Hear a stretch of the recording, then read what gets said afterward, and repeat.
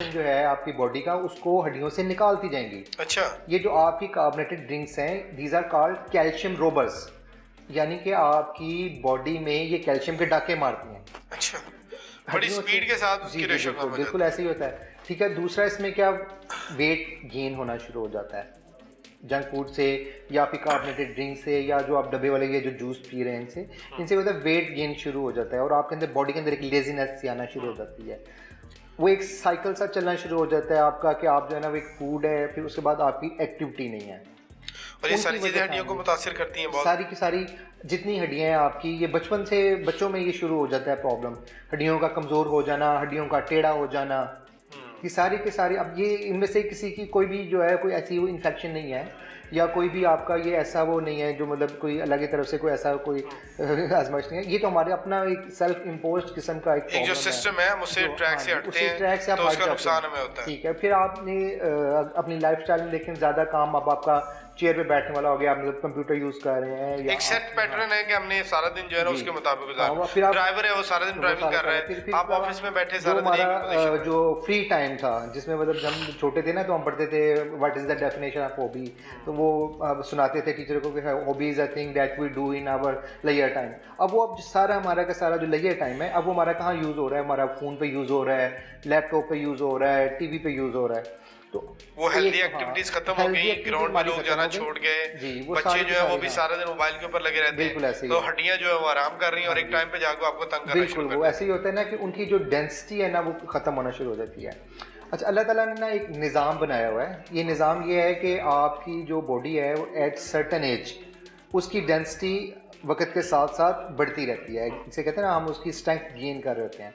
फिर एक एज आती है लाइक 30 ईयर्स, ठीक है, उसके बाद कुदरती तौर पे आपकी जो हड्डियां हैं वो मतलब 0.5% for females and 0.3% for mails, उसके हिसाब से वो आहिस्ता आहिस्ता से कमज़ोर होना शुरू हो जाती हैं।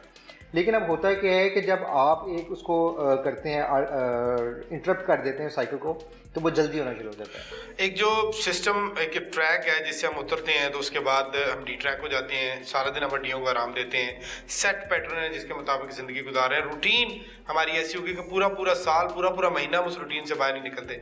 यानी आप चेयर पे बैठ के काम करते हैं तो वहीं पे बैठे हैं या लेट गए हैं, आप ड्राइविंग करते हैं तो वही कर रहे हैं, आप चलने फिरने वाला, साइकिलिंग वाला, टांगों को तकलीफ देने वाला वो मामला खत्म हो गया जिसकी वजह से हमारी हड्डियाँ जो है वो वीक होती जा रही है। ये सबसे बड़ा फैक्टर है। बिल्कुल ऐसे ही है वो, और इसका जो इलाज है वो भी हमारे पास ही है, शायद मेडिसिन में नहीं है।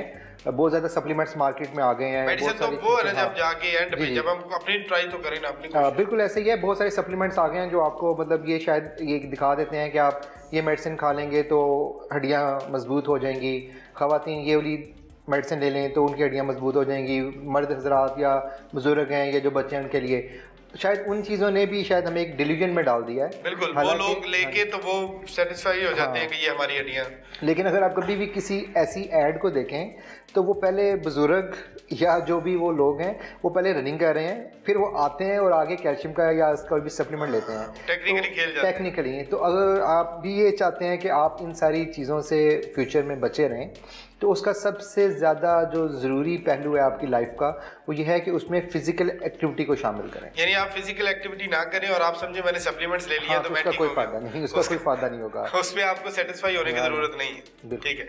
अच्छा, इसमें हम पहले हम देखते थे कि बस स्टॉप तक, बाहर दुकान तक, बाजार तक लोग पैदल चले जाते थे। अब ये सिस्टम बिल्कुल ख़त्म हो गया। जहाँ पे आप चंद साल पीछे चले जाएं 5-10 साल पहले, तब तक ये सिस्टम था जहाँ पर आप रूटीन में सारे दिन में 10 बार जाते थे। अब आप सारे दिन में एक बार, वही आप ही हैं, लेकिन आप एक बार भी वहाँ पर पैदल जाना वो जाते ही नहीं, आप सोचते भी नहीं कि मैं वहाँ पे जाऊँगा। इस कदर हमारा लाइफस्टाइल जो है वो स्लो हो गया, सुस्त हो गया, जिसका खमियाजा हम भुगत रहे हैं कि वक्त से पहले 40-50 साल के बाद ये आपके जोड़ दर्द होना शुरू हो जाते हैं, हड्डियाँ। अभी भी जिन खवातीन में 60-70 साल में जाके ये हड्डियों के जोड़ों के दर्द आ रही हैं, उन्होंने अपनी लाइफ पहले बहुत अच्छी गुजारी है। अब जो नस्ल जा रही है ये तो बहुत जल्दी नीचे चली जाएगी। हाँ बिल्कुल ठीक है आपने। अच्छा, इस आपकी बात से ही मुझे जो है ना वो मैं बताना चाहता हूँ आप सारे नाज़रीन को कि एक चीज़ है आपकी डेली रूटीन और एक चीज़ है आपकी एक्सरसाइज। मतलब हमारे पास जो मर्द हजरात, ख़वातीन हजरात आते हैं वो कहते हैं जी सारा दिन काम ही करते हैं हम लोग, सुबह सारी एक्टिविटी होती रहती है, बड़ा काम है हमारा। तो अब देखें एक्सरसाइज में और आपकी जो डेली एक्टिविटी है उसमें बड़ा फ़र्क है। सबसे पहले आपको ये बात समझनी चाहिए कि जो आपकी डेली रूटीन है उसमें आप जो काम कर रहे हैं, ठीक है, वो एक आपकी मतलब नॉर्मल सेट पैटर्न बन चुका हुआ है। एक्सरसाइज का क्या मतलब है कि एक ऐसी चीज़ जो कि आपकी बॉडी में कुछ मज़ीद सा आपका स्टेमिना बिल्ड करती है। आप एक्सरसाइज करते हैं, आपको पसीना आता है, ठीक है ना, आपके दिल की धड़कन तेज़ होती है, ये चीज़ है जो आपका स्टेमिना बिल्ड करेगी। एक नॉर्मल रूटीन में तो आप चल रहे हैं, मतलब आपकी ये है कि मतलब आपने घर में ख़वातीन कहती हैं जी सारा दिन काम करते हैं, हम लोग जो कपड़े धोती हैं जी, हम जो खाना वाना बनती हैं, वो एक आपकी नॉर्मल रूटीन है। ठीक है। उस स्टेमिना में तो आप ऑलरेडी काम कर रही हैं। एक्सरसाइज का क्या मतलब है कि आपने अपना स्टेमिना बिल्ड करना है। उससे अलग है, बिल्ड करने के लिए रूटीन से हाँ कोई ऐसी चीज़ करें, कोई ऐसा मतलब वॉक करें या आप कुछ ऐसी एक्टिविटी करें जिससे आपके दिल की धड़कन तेज़ हो, ठीक है, आपका हार्ट स्ट्रॉन्ग हो, आपकी पसीना आए, आपको सांस चढ़े। उससे ये है कि आप जिस पैटर्न में पहले थे आप उससे थोड़ा सा बढ़े हैं। तो सबसे पहले हम लोग ना इस चीज़ को बड़ा कंफ्यूज कर लेते हैं। नॉर्मल एक्टिविटी डेली की सारा दिन काम करते हैं तो शायद एक्सरसाइज करने की ज़रूरत नहीं है, ऐसा नहीं है। हर बंदा जो अपनी एक प्रैक्टिस कर रहा है डेली लाइफ में, उससे ज़्यादा उसने टाइम निकालना है अपने लिए।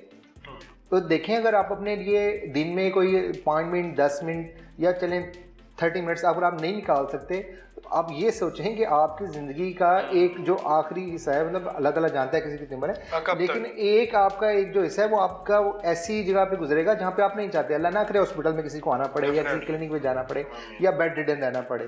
तो आप अपनी लाइफ में अपने डे में कोई एटलीस्ट 4 डेज 5 डेज मतलब आप कुछ ऐसा वक्त निकालें जिसमें आपका स्टेमिना बिल्ड हो, यानी कुछ हटके करें। हाँ, कुछ अपने जिस्म के उसके लिए, ना सिर्फ आपकी बोन्स पे, उसके हार्ट पे, आपके लंग्स पे और आपके ओवरऑल जो साइकोलॉजिकल जो आपकी वेलबींग है उस पर बड़ा अच्छा असर पड़ेगा। ठीक है, ये तो वो लाइफस्टाइल है जो हमारी जिंदगी को मुतासिर करता है और हमारी हड्डियां इससे बहुत ज्यादा कमजोर हो जाती है। हम खुद इसकी वजह है कि हमें अपने आप को, अपनी हड्डियों को कमजोर करते हैं। डॉक्टर साहब, इस पे बात होगी, अब ब्रेक लेंगे, ब्रेक के बाद वापस आते हैं तो कुछ हड्डियों के अमराज के ऊपर हम बात करेंगे कि कौन कौन से अमराज हड्डियों के बहुत ज्यादा कॉमन हो गए हैं और उनके अंदर हमें क्या करना चाहिए, किस तरह से उसका इलाज जो है वो मुमकिन हो सकता है और हम अपने तौर के ऊपर उसके लिए बचाव के लिए क्या की वजह से अपनी हड्डियों को कमजोर कर लेते हैं, जो कुछ अर्से के बाद, उम्र के गुजरने के बाद जो है 40-50 साल में जाके हमें तंग करना शुरू कर देती है, मुतासर होना शुरू हो जाती है। इसमें सबसे बड़ी वजह हमारा रूटीन लाइफस्टाइल है। डॉक्टर साहब फिर हमारे साथ मौजूद हैं, उनसे बात करते हैं अब कुछ हड्डियों के अमराज के हवाले से। डॉक्टर साहब, ये बताइएगा कि हड्डियों का इन्फेक्शन क्या होता है? हमने मैदे का इन्फेक्शन और भी बहुत सारे जो अमराज है उनका सुना हुआ, लेकिन ये हड्डियों का इन्फेक्शन क्या है? जी, हड्डियों का और जोड़ों का इन्फेक्शन ये बड़ा कॉमन है।